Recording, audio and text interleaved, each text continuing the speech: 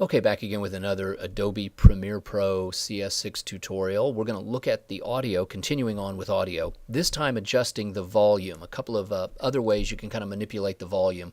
Quick ways to just get right to a track and fix the volume.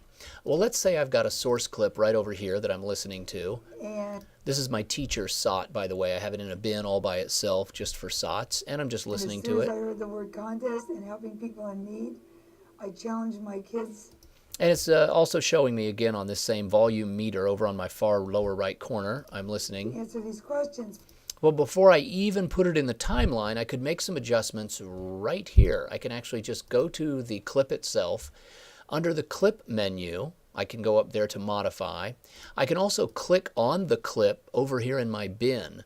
The project window and the bin is open. There's the clip. I can right click right over here and modify audio channels, or I can draw down a little bit to audio gain. And that's what I really want to do. I don't want to reroute the channels or mess with that right now. I just want to play with the gain.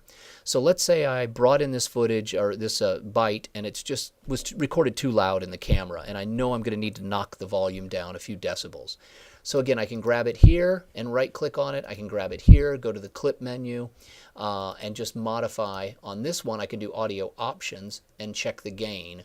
So however I get to it, either from the source window or the project and bin area, I want to get into where I can adjust the audio gain. So here we go, audio gain.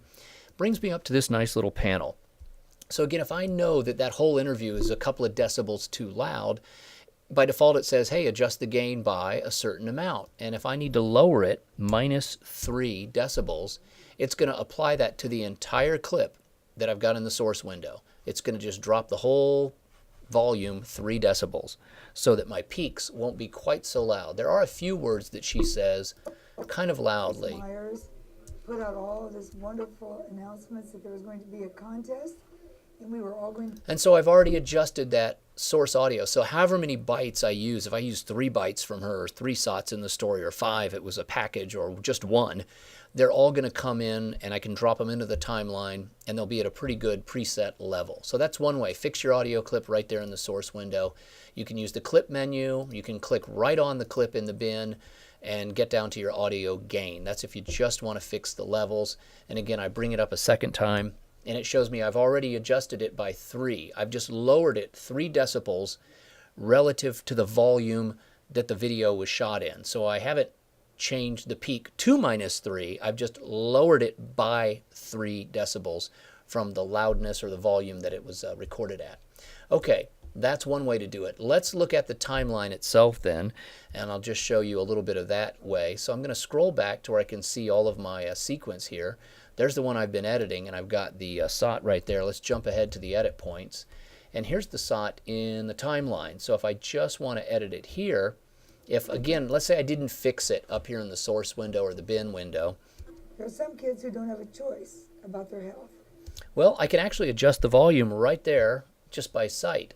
First, I have to make sure I have the tracks twirled open. Notice that when I take these reveal arrows and close them, that yellow line disappears. There's no yellow line in my track, but if I twirl open A1 and A2, there we go. That is a volume line. As long as the word volume appears right here, that yellow line is my volume adjustment. If I select something else, like the panning adjustment, I would be changing panning, either left speaker to right speaker. But I want it to be on volume. Volume adjusts the level of the volume. So quite simply, if I have a problem in this entire clip right here, if it's just 3 decibels too loud or 3 decibels too quiet, I can click on it and then just drag that volume line. See the decibels increasing by about 3. So I've just raised it back up by 3 decibels. So if I need to make a quick audio fix, click on it, drag it up or down, down to lower the volume, all the way down to 0, or raise it all the way up. I don't want to go that high. So I just can tweak, and it'll fix this clip all the way along that yellow line. I could also do that to my Nat sound. In fact, I have a problem right there where she opens that soda bottle. It's a little too hot because the anchor is going to be reading the script. This is a voiceover live. The anchor is going to read, and that hiss is way too loud. That's going to drown out the anchor while this clip's playing and the anchor's talking live. So I'm just going to quickly go in, grab the volume line, drag it down a couple of decibels, about right there. And then we'll just pull back out, and we've got a nice, smoother, listen to that. Oh, it just peaks at about -18 or -15. That's okay for sound that I want beneath the anchor's voice. Yeah, -15 or so. That's fine. So I can easily go to each individual clip as long as that little arrow, as I zoom in, watch that. See how it says volume? That yellow line is the level. I'm just adjusting the volume. If it's selected to something else, be careful. So I'm just on volume level. That's what I want to do right now. In the next tutorial, I'll talk about how to switch the panning using that same yellow line. But for this one, we're just looking at quick volume adjustments in each clip as we go through a timeline. That should be pretty easy, and you should be able to practice that quite a lot.